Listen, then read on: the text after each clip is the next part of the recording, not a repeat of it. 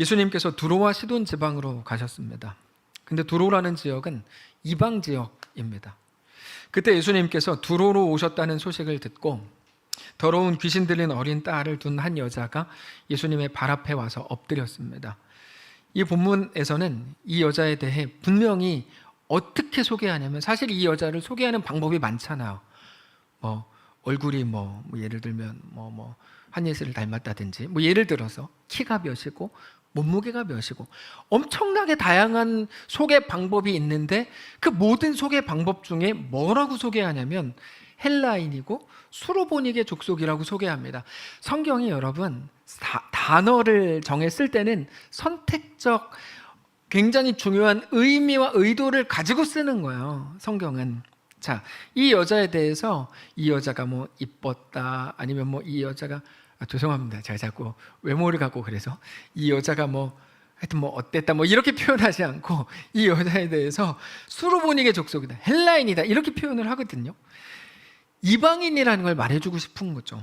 이방인 여자라는 말은 그 자체로 은혜에서 제외된 부류입니다. 은혜에서 제외된 부류라는 인식이 유대인들 속에 꽉 차 있었습니다. 그런데 그 이방인 여자의 딸이 더러운 귀신이 들렸다는 사실은 어쩌면 그렇게 볼 때 너무 당연한 거죠. 어차피 은혜에서 제외된 사람이니까요. 그게 유대인들의 생각이에요. 26절. 그 여자는 헬라인이요 수로보닉의 족속이라 자기 딸에게서 귀신 쫓아내 주시기를 간구했다 돼 있죠.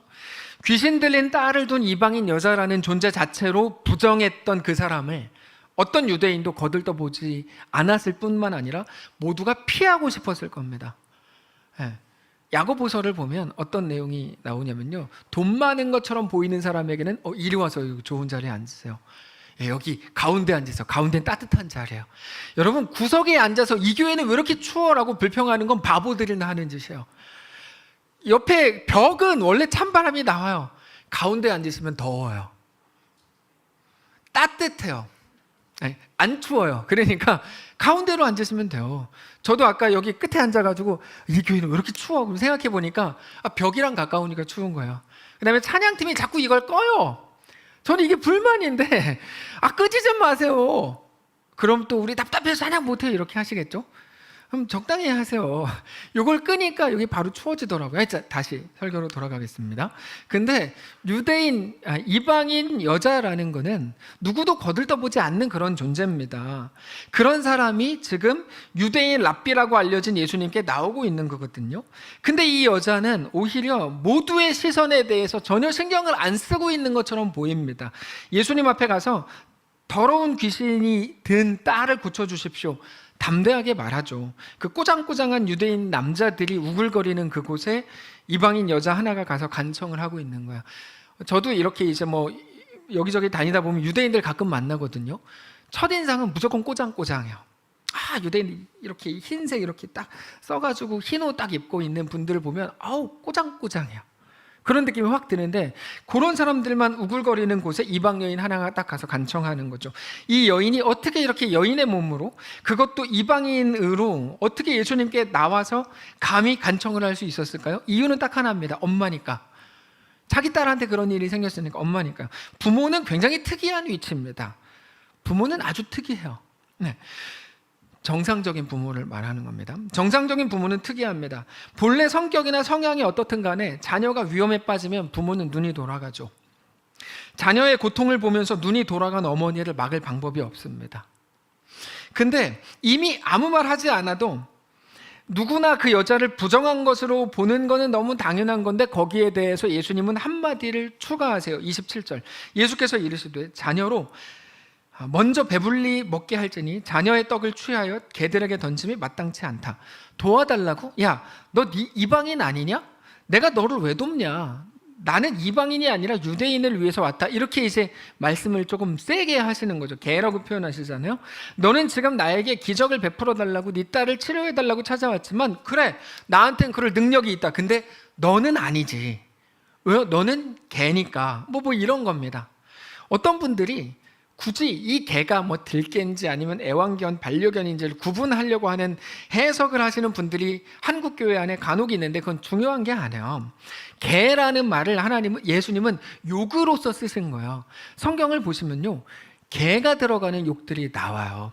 예, 우리나라도 있잖아요. 유명한 욕, 개, 새끼 이런 게 있는 것처럼 성경적으로도 개를 욕으로서 비유해서 쓸 때가 많습니다.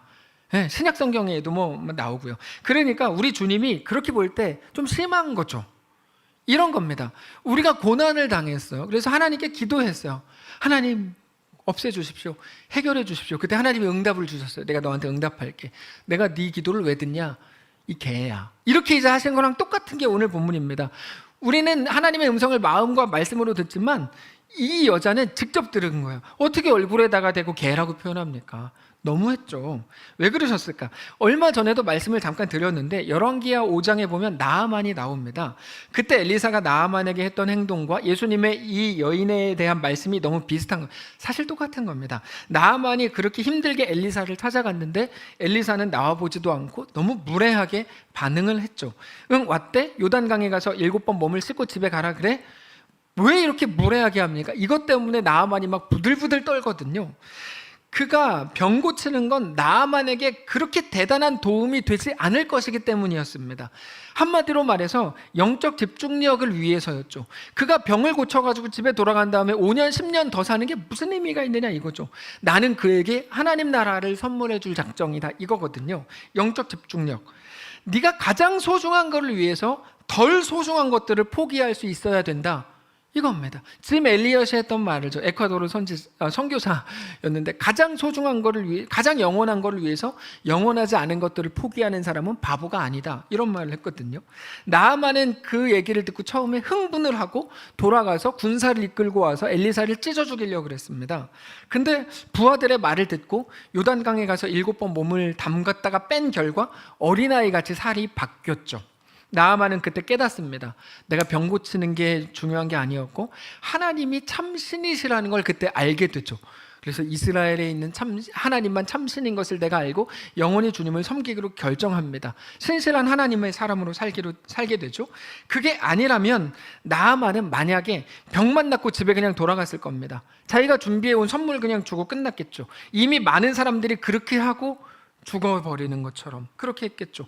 그러나 나아만은 병 고친 게 아니라 하나님을 만나고 하나님의 자녀가 되는 놀라운 은혜와 권세를 얻게 됩니다. 그게 진짜 복이죠. 진짜 복이죠. 오늘 본문이 우리에게 이렇게 도전하는 거야. 교회에서 혹은 예수님께 너 진짜 너 훌륭해, 너 잘하고 있어라는 칭찬을 듣고 말짱 꽝이 되겠는가? 아니면 너는 개다 라는 말을 듣는 한이 있어도 진정한 하나님의 사람으로 살아가겠는가를 도전하는 거죠. 그래서 기독교에서 쓰지 말아야 되는 말이 이왕이면 다움치마라고 말씀드렸죠. 하나님에게도 존귀한 자가 되고 이 땅에서도 부자로 먹고 살면 얼마나 좋을까? 그건 아주 못된 인간들이 꿈꾸는 건데 그러지 마십시오. 그건 넓은 길인데 그 넓은 길로 가지 마십시오. 하나님이 우리에게 요구하시는 게 뭔지 알고 가셔야 됩니다. 자, 문제 해결이 아니라 하나님의 은혜를 구하는 존재가 됐다는 게 진짜 복입니다. 오늘 본문이 그렇습니다. 우리 예수님은 개라고 하는 극단적인 표현을 통해서 우리에게 무언가를 말씀하시는 겁니다. 그 여자는 처음에 예수님이 오셨다는 소문을 들었을 때 예수님께 직접 나와서 엎드렸습니다. 마태복음을 보면 처음에 예수님께서 그 여인에게 별 대꾸를 안 하셨는데 그럼에도 불구하고 포기하지 않고 예수님께 계속 간구하거든요. 그래서 예수님께서 하나 장치를 더 두셨죠. 너는 개다. 그 말씀을 하셨음에도 불구하고 그 여자가 이렇게 말해요. 28절 여자가 대답하여 이르되 주여 올소이다마는 상 아래 개들도 아이들이 먹던 부스러기를 먹지 않습니까? 보통 같으면 예수님이 그런 말씀을 하셨을 때 뭐요? 진짜 더럽고 치사해가지고 내가 부탁 안 합니다 이렇게 했겠죠. 예수님한테 뭐 소원을 했는데 야 너는 개다 이렇게 얘기하시는데 뭐라 그래요? 더럽고 치사한데 돌아가겠죠. 근데 여인은 그렇게 하지 않고 주님 맞습니다. 그래요 저는 개입니다. 무슨 상관입니까? 상관없습니다. 근데 개들도 주인의 상에서 떨어지는 부스러기를 먹지 않습니까? 저를 개라고 하는 건 상관없습니다. 다만 주님이 내 기도를 들어주시는 유일한 분인 거를 내가 압니다. 하나님의 은혜의 한 조각이면 난 충분합니다. 이렇게 고백을 하는 거야. 어떤 것도 여기서 우리가 보려고 하는 건 바로 이 부분인데 마치 어떤 것도 그 여자 예수님께 나아가는 그 여자를 멈추게 하지 못하는 것처럼 보이죠. 이 얘기를 하는 거예요. 이 얘기를. 그때 예수님께서 그의 말을 들으시고 이렇게 행하십니다. 29절 예수께서 이르시되 이 말을 하였으니 돌아가라 귀신이 네 딸에게서 나갔느니라 하시매 여자가 집에 돌아가 본즉 아이가 침상에 누웠고 귀신이 나갔다. 자, 예수님께서는 오늘 이 말씀을 통해서 우리에게 뭐를 말씀하시려는 건가 하면 믿음이 뭔가에 대해서 말씀하시는 거야. 믿음이 뭔가. 우리는 믿음을 단지 신뢰라거나 확신이라고 생각을 하는데요, 믿음은 그게 아닙니다. 믿음은 단지 그렇게 될 것을 믿습니다. 너 진짜 믿어? 나 진짜 믿어요. 이런 확신이 믿음이 아닙니다. 많은 분들이 믿음에 대해서 자꾸 곡해해요.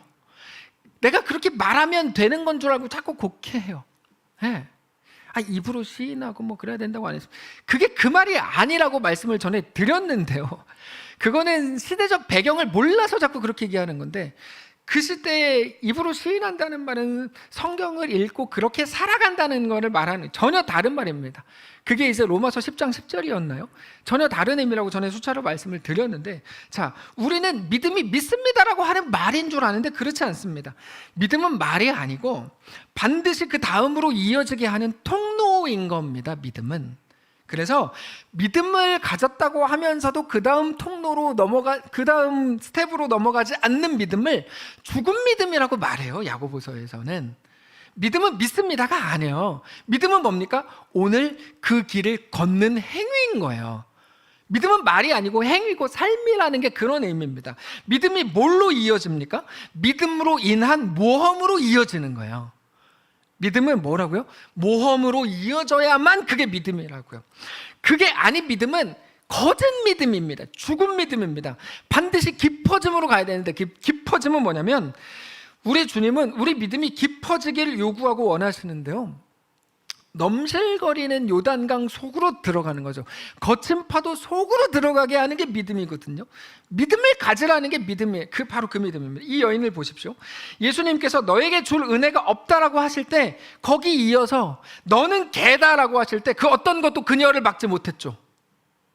어떤 것도 막지 못했죠. 마치 모든 것에 막혀서 델타, 오미크론, 뭐라도 뭐만 하면 나오기만 해봐, 내가 교회 가나, 이런 식으로 생각하는 우리와는 정반대죠. 중요한 시험, 고3, 웃기고 인내죠. 그래서 원래 일부 예배 때도 말씀드렸는데 오늘 본문의 원래 제목은 웃기고 인내거든요. 모든 것, 누가 나한테 눈치 하나라도 이상하게 주기만 해봐, 내가 길을 가다가 넘어지기라도 해봐, 내가 어떤 일만 있기만 해봐, 내가 교회 가나, 늘 그렇게 준비하고 살아가는 것처럼 보이는, 원래는 여러분인데, 원래는 다른 사람들과 같지 않고 이 여인을 우리에게 보여주는 거예요. 이 여인을 보라는 거죠. 어떤 것도 그녀를 막을 수 없었다, 이겁니다. 어떤 것도 그녀를 막을 수 없었다. 내가 이번 주에 갔을 때 그 사람이 나를 다시 한 번만 그렇게 쳐다보기만 해봐, 내가 곧단교회 가나 라고 생각하는, 자, 외면과 거절과 그리고 그 모든 것들이 크면 클수록 더 많이 믿음을 요구받는 중이라는 것을 기억해야 됩니다. 이 부분이에요. 예수님의 외면과 거절이 크면 클수록 여인에게 다가가는 본질은 뭐라고요? 더 큰 믿음을 요구받는 중이라는 거죠. 더 거친 바닥까지 너 들어갈 수 있냐는 거예요. 그 말입니다. 너 이러고도 너 진짜 예수를 믿을 수 있어? 이 도전입니다. 그 거친 바다, 이해가 되세요? 잘 생각해 보십시오. 이 여인이 딸의 치료를 받기 위해서 예수님께 나왔는데 예수님의 대답은 뭡니까? 안 그럴 거야, 나 안 고쳐줄 거야, 너는 개다 였거든요. 뭡니까? 그녀의 기도에 대한 완벽한 거절이죠. 그녀의 기도에 대한 완벽한 거절이 오늘 본문이에요. 근데 중요한 건 이겁니다. 그 거절은 뭘까요? 그러니까 돌아가 일까요? 아닙니다. 그 말에도 흔들리지 않는 네가 되기를 원한다거든요. 요거를 잘 우리가 이해하셔야 돼요. 그게 우리에게 대한 하나님의 기대라는 겁니다. 그러니까 돌아가가 아니라 그 말에도 흔들리지 않는 너가 되기를 원한다. 우리가 하나님의 침묵을 경험할 때가 많습니다. 그래서 그게 우리에게 고난으로 느껴집니다. 내 힘듦이 계속 지속되는 거죠. 그게 고난입니다. 근데 하나님께서는 뭐라 그러시죠? 고난 중에 기도하라고 하세요. 이게 넌센스입니다. 고난 중에 기도하라고 하실 거면 기도했을 때 들어주셔야 되잖아요. 근데 안 들어주세요. 오늘 본문을 보세요. 고난 중에 기도했는데 들어주세요? 안 들어주시잖아요. 그래 놓고 하나님은 또 기도하래요. 이게 뭘까요? 침묵하실 거면 기도하지 말라고 해야지 왜 기도하라 그럽니까? 자, 지난주 아침 경건회를 통해서 야고보서를 나누는데 그때 중요한 거를 말씀드렸습니다. 고난 중에 있다면 꼭 기도하라는 거야. 모든 고난은 하나님의 침묵, 하나님의 거절로 느껴집니다. 그게 고난이죠. 그럼에도 기도하래요. 우리의 묵상의 지점이 여기 있는 겁니다. 들어주실 거면 그냥 들어주시고, 안 들어줄 거면 버텨라. 너한테 필요한 게 그거다. 그러니까 뭐 기도할 필요 없다. 이렇게 얘기를 하셔야지. 굳이 왜 들어줄 것도 아니면서 기도하라고 하냐고요. 고난 중에 우리가 무슨 기도를 해야 될까요? 우리가 고난 중에 기도해야 되는 가장 강력한 내용은 하나입니다. 주님, 이 고난 속에도 흔들리지 않기를 원합니다. 그거야. 이 고난 속에도 흔들리지 않기를 원합니다. 그거 기도하시라고요. 오직 견고히 주님을 붙들기를 원합니다. 이게 예레미야를 통해 하나님이 우리에게 주셨던 말씀인 거죠. 바벨론으로 순순히 끌려가라. 기도해가지고 제발 바벨론 없애주십시오. 제발 그런 기도 하지 마라. 들어줄 마음도 없고 그게 내 예정도 아니다. 바벨론으로 순순히 끌려가라. 거기서 니네 산다는 걸 보여주겠다 이거거든요. 거기서 너희는 깨끗해진다. 이게 우리의 기도의 내용이어야 돼요. 그래서 우리는 늘 믿음을 구해야 되는 겁니다. 이 고난에 지지 않는 사람이 되는 거, 고난이 그를 무너뜨리지 못하게 되는 거죠. 그게 고난 중에 있는 우리가 기도해야 될 내용인 것을 믿으시기 바랍니다. 우리 기도의 내용은 딱 하나예요. 주님, 고난이 심합니다. 고난에 흔들리지 않게 해주십시오. 너는 고난에 무너지지 않는 존재라는 것을 보여주겠다 이거거든요. 고난에 지지 않는 사람이 되는 것, 그게 우리에게 대한 하나님의 요구요 도전입니다. 여러분, 고난은 우리를 못 죽입니다. 영원히 죽이지는 못해요. 다만 우리는 그 시간들을 통해 더 진지하고 성숙한 자로 하나님을 향한 간절함을 가진 사람들로 서게 되는 거죠. 누구도 잘된 일을 통해 철들지 않습니다. 실패, 자기가 잘못해 실패한 건데요. 그런 말 하는 거는 인간이 할 말이 아닙니다. 죄송합니다. 그런 말은 인간이 할 말이 아니에요. 누구는 실수 안 해요? 뭐 다 실수하죠. 자기 실수로 실패하는 건 당연한 수순이에요. 그거를 통해 하나님은 그를 철들게 하시고 성숙하게 하시죠. 남이 잘못한 것 같고 욕하지 마세요. 뭐 그걸 욕을 하고 있어요? 네. 하나님이 성숙하게 하실 것을 기대하고 기도해야죠. 여러분, 기독교가 이상하게 정죄적으로 흘러가면 안 됩니다. 예. 교회에서 어떻게 뭐 저렇게 할 수 있어. 그렇게 하지 마세요. 네. 위에서 기도하세요. 위에서 기도하시고 은혜를 하나님 내려주십시오. 구하는 게 맞습니다. 하나님은 그 속에서 우리를 붙드실 것이기 때문입니다. 우리를 붙드신다는 말을 오해하지 마십시오. 고난을 없애주신다는 말이 아니고 그거를 통해 우리가 얻을 유익을 얻지만 그것이 우리를 집어삼키게 하지 않는다는 말입니다. 집어삼키지 못한다는 말은 우리가 성도로서 우리의 구원이 취소되지 않는다는 의미입니다. 여러분, 다만 거기에서 그러므로 넉넉히 서 있는 자로 있기를 기대하시는 겁니다.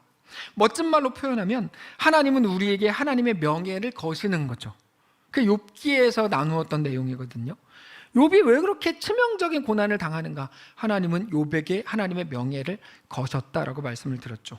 그거는 우리 속에서 올라오는 인간적인 음성과는 완전히 반대가 됩니다. 이것 봐, 너 아무리 기도해도 응답이 안 되지? 하나님이 너를 외면하신다는 걸 알겠지? 너는 고작 하나님께 응답도 못 받는 그런 인생이야. 신앙은 무슨 신앙? 현실을 직시해. 이게 현실이 말해주는 내용이죠. 혹은 이상한 기독교에서 뭐라 그래? 더 세게 기도해. 여러분, 더 세게 기도해라는 말 자체가 성경적이지 않은 말입니다. 근데 맞는 말이 아니에요. 마태복음 6장을 한번 읽어보세요. 집에 가셔서. 하나님이 우리 기도를 들으시는 이유는 세게 기도했기 때문이 아니에요. 하나님이 우리 아버지이시기 때문에 기도를 들으시는 거죠. 그거는 강도, 얼마나 세게 하는가와는 관련이 없는 거예요. 내가 하나님을 진짜 아버지로 인정하고 어떻게 섬기고 있는가의 문제인 거지. 여러분, 우리가 잘 아셔야 됩니다. 성경은 그러므로 우리의 고난의 때일수록 더 큰 믿음으로 가라 라고 하는 하나님의 기대가 담겨 있는 거라고 우리에게 말씀을 하십니다. 그 속에서 더욱더 담대하게 주님을 믿고 나가라는 거죠. 그게 하나님의 침묵을 통해 우리에게 요구된 믿음의 길입니다.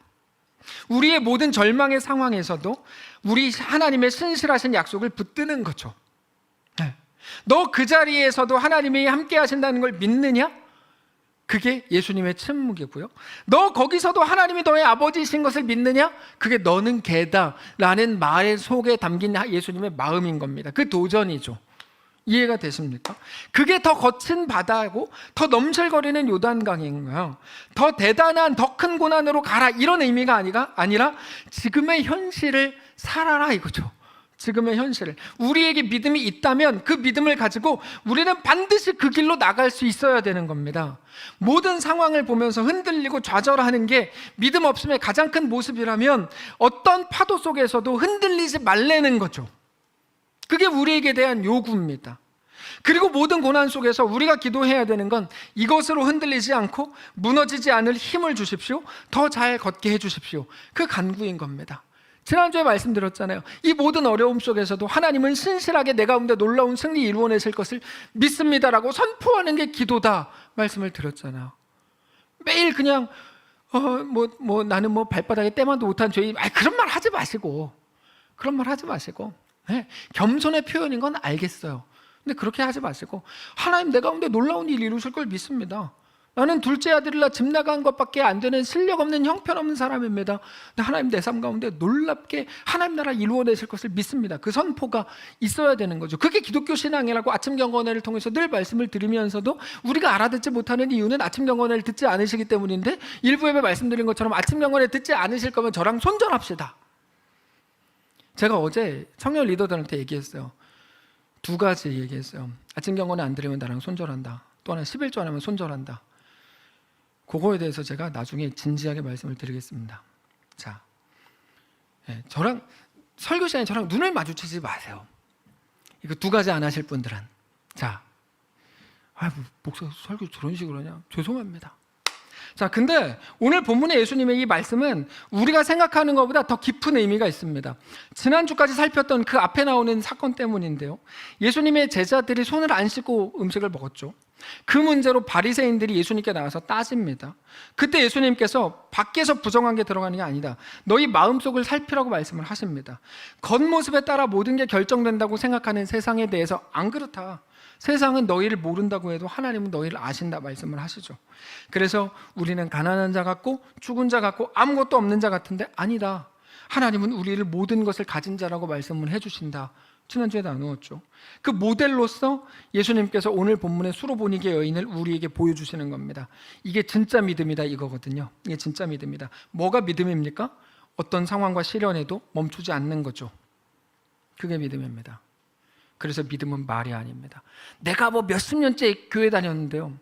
죄송합니다. 마태복음 25장인가? 읽어보십시오. 마지막 날 하나님이 모른다고 하실 겁니다. 불법을 행하는 자들아 저리 가라고 하실 겁니다. 여러분 진지하게 들으십시오. 믿음은 그런 게 아니거든요. 믿음은 말이 아니에요. 저희 집안 계속 기독교 집안이고 저희 집안에 목사가 몇 명인지 몰라요. 그게 믿음이에요? 그게 어떻게 믿음이에요? 믿음은 믿음으로 더 큰 모험으로 들어가는 게 믿음이죠. 믿음은 말이 아니에요. 네. 그래서 모든 것을 가진 것 같고 대단하게 모든 율법을 다 지킨 것처럼 보이는 뻔지르르한 유대인 남성들 앞에서 예수님께서 선언하시는 거예요. 너희는 이 여자를 이방인이고 너희와 다르게 그것도 개 같은 존재라고 생각하느냐? 그래, 나는 너희가 그렇게 생각하는 거 잘 안다. 근데 이 여인의 고백을 봐라 이거거든요. 이 여인이 뭐라고 고백해요? 맞습니다. 저는 이방인입니다. 개가 맞습니다. 근데 주님, 그럼에도 저는 은혜의 한 조각이면 충분합니다. 이 고백을 하는 겁니다. 그러니까 진짜 믿음이죠. 그거 하라는 거야. 그거 하라. 이 여인은 다 알아들었고 그 고백을 하죠. 오늘 본문에서 우리에게 요구된 것도 그와 같습니다. 우리가 신앙으로 이긴다라고 말을 자주 하거든요. 아침 경건의 마지막 부분에 오늘 하루도 주님과 함께 승리하시기 바랍니다. 승리가 이김이죠. 그 말은 문제를 해결한다, 문제를 없는 것처럼 한다, 이런 말이 절대로 아닙니다. 그 말은 내 문제로 여겨지는 상대를 죽인다, 없앤다, 무릎을 꿇게 한다라는 의미가 아니고 지지 않는다는 말입니다. 지지 않는다. 여러분, 기독교 내에서 승리한다는 말은 지지 않는다는 거예요. 지지 않는다는 말은 그 고난에 흔들리지 않는다는 말입니다. 그래서 그 길 가기를 끝내 포기하지 않는다. 그 일이 있었음에도 불구하고 그 중요한 시험을 앞두고 있다고 떠벌리고 다니고 있음에도 불구하고 거기 지지 마십시오. 그 얘기하는 거예요. 고3이라는 이유를 가지고도 하나님 앞에 나아가는 거 게을리하지 마십시오. 그거 제일 부끄러운 거라고 제가 매일 말씀드렸잖아요. 뭐 고3이라고 뭐 교회 안 나간다고 해서 예배를 안 드려요. 제발 그런 식으로 타협 좀 하지 마시고. 저는 진짜. 자, 넘어가겠습니다. 하나님의 주인 되심을 믿고 계속 간다, 그거예요. 하나님의 주인 되심을 믿고 계속 간다. 그게 오늘 본문의 수로보니게 여인입니다. 계속 직진하잖아요. 멈추지 않습니다. 어떤 것도 이 여인을 멈추게 못합니다. 하나님의 침묵, 하나님의 거절, 너는 개다라고 하는 그 말도 이 여인을 멈추게 못하잖아요. 그게 믿음이라고요. 그게 믿음이라고요. 심지어 예수님의 침묵, 거절, 너는 개다, 어떤 것도 멈추게 못해요. 그게 믿음입니다. 우리에게는 우리를 멈추게 할 만한 것들이 너무 많아요. 제가 우리 교회 온 지 10년 지나가지고 11년째거든요. 제가 이렇게 쭉 봤어요. 우리를 멈추게 하는 게 너무 많아요. 너무 많아요, 정말. 시험. 저는 시험 때문에 교회 못 갑니다. 이거를 제일 우습게 봅니다. 시험. 평소에 공부해라, 이놈아. 이놈은 죄송합니다. 이 녀석아? 이거사? 하여튼, 그렇다. 그다음 또 저 사람이 나를 어떻게 째려봤어요? 라든지. 하여튼 너무 많아요. 자, 일단 교회 진짜. 이렇게 막 생각합니다. 우리는 복잡한 생각을 너무 많이 해요. 너무 예민하고 잘 깨지는 유리컵 같아요. 성경은 그것을 미성숙이라고 표현합니다. 그때마다 저게 나를 멈추게 했고, 저것 때문에 내 믿음이 약해졌고, 저 사람 때문에 이렇게 됐다고 핑계합니다. 근데 여러분, 오해하지 마십시오. 그것들은 원래 거기 있었습니다. 처음부터 거기 있었어요. 처음부터. 사실을 말씀드리면 그것들의 문제가 아니에요. 그것들의 문제가 아니에요. 그것들이 흔들리려고 이미 우리 마음으로 준비하고 있었던 거예요. 그것들이 흔들리려고.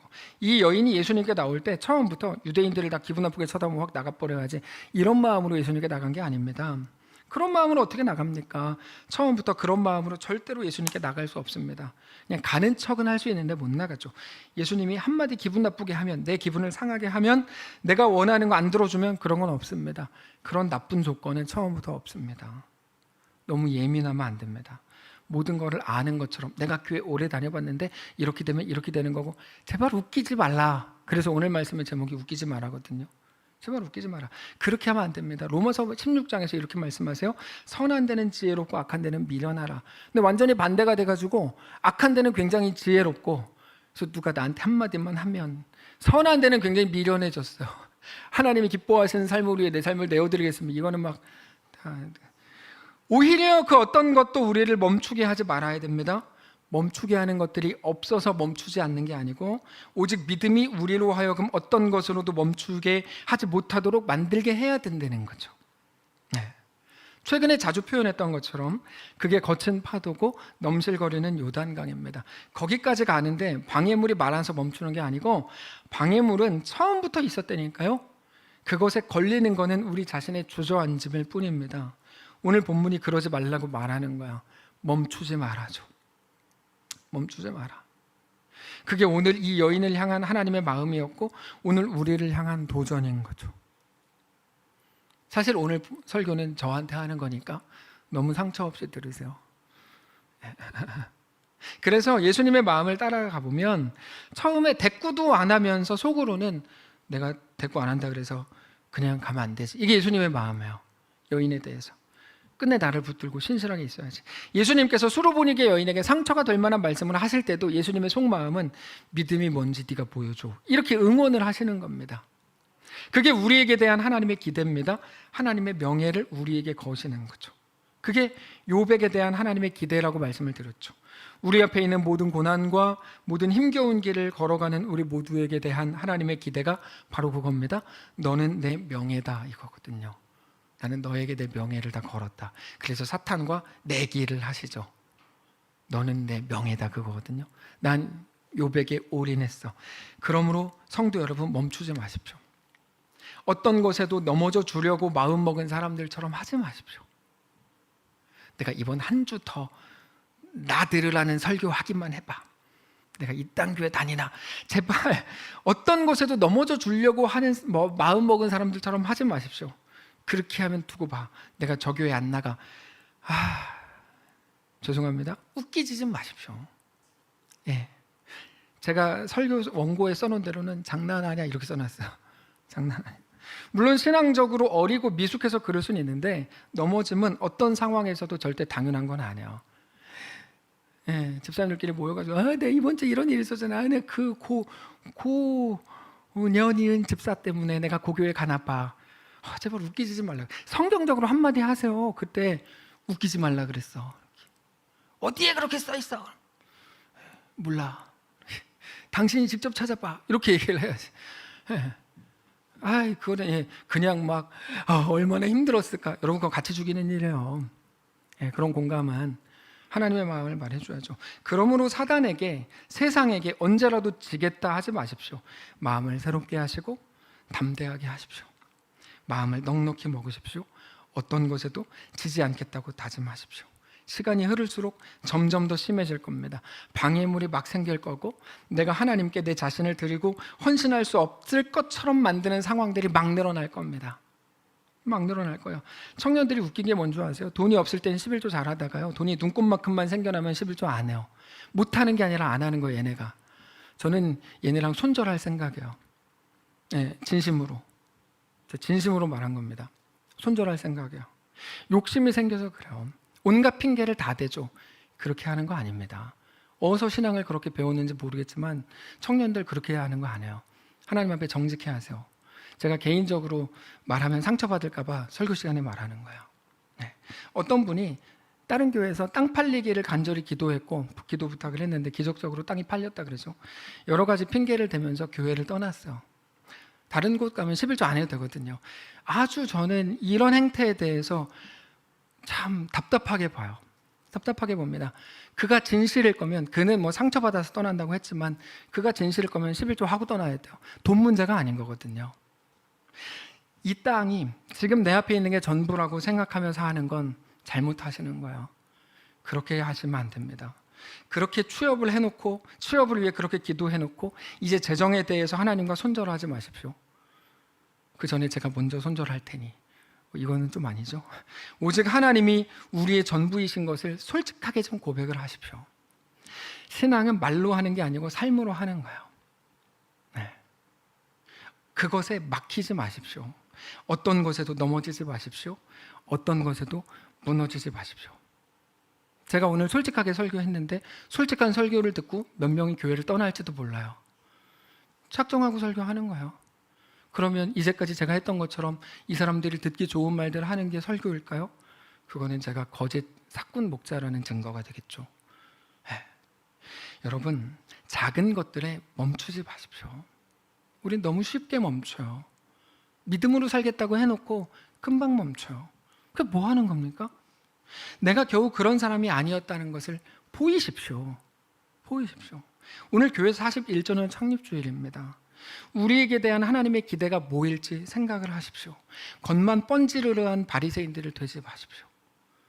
제가 어렸을 때부터 이것저것 기독교라는 이름으로 정말 많은 활동을 했었습니다. 양심껏. 제가 천안시 고등학교 전체 회장이었습니다. 모르셨죠? 근데 제가 정말 이런저런 정말 많은 것들을 했는데요, 계속 드는 생각은 겉만 번지르르한 모습으로 간다는 걸 계속 느꼈어요. 그건 우리를 하나도 살리지 못하더라고요. 그들은 칭찬을 받으려고 별짓을 다 했습니다. 옷을 깔끔하게 입었고요, 목소리에 힘을 줬고 머리에 기름을 발랐습니다. 근데 하나님은 끝내 그들을 모른다고 내치시거든요. 오직 그 앞에서 보이시고 자랑하려고 세우신 수로보리게 여인이 되십시오. 너 이러고도? 네, 이러고도요. 우리 예수님이 그녀에게 모든 명예를 거셨다는 것을 기억하십시오. 하나님은 그 명예를 오늘 우리에게 거셨습니다. 어떤 것도 우리를 멈추게 하지 말아야 됩니다. 지금보다 더 담대해지십시오. 더 넉넉해지십시오. 신앙이 뭔지 정직히 진실되게 걸어가십시오. 흥부가 놀부집에 가가지고 쌀 좀 달라 그랬는데 형수님이 주걱으로 뺨을 한 대 때렸죠. 지가 뭐 부자면 단주하라 그리고 씩씩거리면 집에 돌아갔습니까? 아니죠. 주걱으로 맞으니까 밥풀이 묻었잖아요. 기뻐하면서 이쪽 뺨도 때려주세요. 밥풀이 많이 묻은 주걱으로 때려주세요. 그게 수로보니게 여인이 한 일이고 우리가 오늘 하나님 앞에서 할 일이라는 거예요. 오직 은혜의 한 조각이면 충분합니다. 그 고백과 그 믿음을 소유하십시오. 그 밥풀, 그 은혜의 한 조각이 우리를 살리는 겁니다. 그게 우리를 완전히 회복시키는 겁니다. 사랑하는 성도 여러분, 제발 교회 안에서 인정받으려고 하지 마십시오. 그 사람 때문에 다 죽습니다. 칭찬의 소리를 절대 들으려고 하지 마십시오. 내가 그래도 목사인데 목사로서 대우받으려고 하지 마십시오. 그 사람이 곰팡이에요. 그 사람 때문에 다 죽는 거라니까요. 그게 교회를 망치는 행위예요. 그게 교회에서 가장 못난 짓입니다. 가장 부끄러운 일입니다. 그래서 우리는 임직을 할 때 그게 영광의 길이 아니라고 매번 선포하잖아요. 죽음의 길이니까 위로를 해야지 왜 축하한다고 이상한 소리를 하냐. 근데 여기저기 갈 때마다 뭐 목사 안수 받는데 뭐 축하드립니다. 이상한 소리들을 하니까 막 답답한 거죠. 그러니까 자기들이 축하 받았으니까 이제 대단한 게 된 줄 알았는데 그거는 기독교적인 게 아니에요. 당신이 죽음의 길을 기꺼이 간다고 하니 내가 응원하겠습니다. 힘을 내십시오. 위로를 해야죠. 그게 정상적인 기독교인이죠. 내가 누군데요? 제발 그러지 마십시오. 부끄러운 역사를 만들지 마십시오. 41년 너무 잘 왔습니다. 우리 교회요. 어떤 것도 우리를 멈추게 하지 못했을 겁니다. 음해와 뒷정치와 수군거리는 것, 주변의 방해와 세상의 어떤 방해에도 멈추지 않고 여기까지 왔습니다. 아시죠? 우리 교회 한 번도 찢어진 적 없어요. 어떤 교회가 그래요? 주변에 있는 교회들 중에 어떤 교회가 그러냐고요. 아주 훌륭하게 잘 오셨어요. 제가 담임 목사가 된 지 7년 됐습니다. 우리 교회 온 지 11년째입니다. 제가 처음에 원로 목사님께 이렇게 질문 드렸어요. 저는 정직하게 설교할 거고 물론 그러지도 못해요. 자꾸 눈치가 보이고 제가 뭐 말 얘기하려고 그러면 저를 째려보는 분들이 계셔가지고 눈을 내리세요 이렇게 하니까 정직하게 하지도 못해요. 근데도 정직하게 할 거고 그러면 성도는 줄어들 거고 듣기 싫으니까 분명히 나갈 거 아니에요. 오늘 설교 듣고 나가는 사람 있을지도 몰라요. 듣기 싫으니까 나갈 거고 그럼 어떻게 합니까? 제가 이렇게 여쭤봤어요. 원로 목사님한테 진짜로. 그랬더니 원로 목사님 이렇게 말씀하셨어요. 야 그럼 너 오지 마. 그게 아니고 이렇게 야 그게 무슨 문제냐. 단 한 명이 남더라도 정직하게 하나님 말씀 전하다가 그러다가 성도 다 없어지면 문 닫으면 그만이다. 이렇게 말씀을 하셨는데 그 말씀 때문에 힘을 내고 시작할 수 있었습니다. 성도 여러분 무엇 때문에 머뭇거리십니까? 우리를 멈추게 하는 것들을 하나님이 제거해 주지 않았다고 억울해하고 계십니까? 그러시면 안 됩니다. 거기에 지지 않으려고 몸부림을 하십시오. 몸부림을 하십시오. 어떤 것도 막을 수 없는 세상이 감당할 수 없는 신앙인이 되십시오. 세상이 감당할 수 없는 그게 우리 교회에게 주어진 책무일 겁니다. 사랑하는 성도 여러분, 하나님께서 우리를 마지막 시대의 등불로 세우셨다는 것을 기억하십시오. 오늘 이 설교를 절대 가볍게 듣지 마십시오. 그렇게 하나님께 모든 주권을 정직하게 다 맡겨드리고 어떤 것에도 지지 않는, 어떤 것도 우리의 신앙의 여정을 멈추게 하도록 내주지 않는 무늬만이 아닌 진짜 그리스도인들로 서게 되시기를 주님 이름으로 축복합니다. 찬양합시다. 환난, 가난과 고난, 수고로움 속에도 성도는 그 믿음을 지켰네. 주를 섬기는 일에 자신을 다 드리며 진리의 말씀과 성령으로 그 길을 걸었네. 고백합시다. 환난, 가난과 고난, 수고로움 속에도 성도는 그 믿음을 지켰네. 주를 섬기는 일에 자신을 다 드리며 진리의 말씀과 성령으로 그 길을 다시 한번 합시다. 환난, 가난과 고난, 환난, 가난과 고난, 수고로움 속에도 성도는 그 믿음을 지켜내. 주를 섬기는 일에 자신을 자신을 다 드리며 진리의 말씀과 성령으로 그 길을 걸었네. 오직 그리스도 안에서 새롭게 하시고 그리스도 안에서 새롭게 하시고 그리스도로 인하여 자유케 되었네. 우리는 무명하나 유명한 자요 죽음의 위기 속에도 참 생명 가졌고 근심하나 기뻐하며 가난하나 다른 이를 부욕해 하는. 자, 처음부터 다시 한번 합시다. 환난 가난과 고난, 환난 가난과 고난, 수고로움 속에도 성도는 그 믿음을 지켰네. 주를 섬기는 일에 자신을 다 드리며 진리의 말씀과 성령으로 그 길을 걸었네. 눈에 보이는 게 아니라 오직 그리스도 안에서 그리스도 안에서 새롭게 하시고 그리스도로 인하여 자유케 되었네. 그리스도로 인하여 자유케 되었네.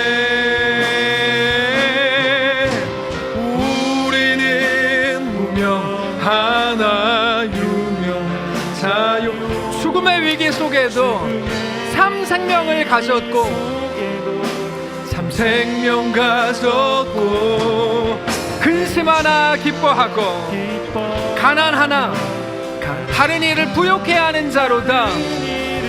부욕해 하는 자로다. 우리는 무명하나 유명한 자요. 우리는 무명하나. 우리 다 같이 눈 감고 고백합니다. 죽음의 위기 속에도 참 생명 가졌고 근심 하나 기뻐하며 가난하나 다른 이를 부욕해 하는 자로다. 부욕해 하는 자. 다시 한번 합니다. 우리는 무명하나 유명한 자요. 우리는 무명하나 유명한 자요. 죽음의 위기 속에서도 참 생명 가졌고 근심 하나 기뻐하며 가난하나 다른 이를 모든 것 가진 자로다.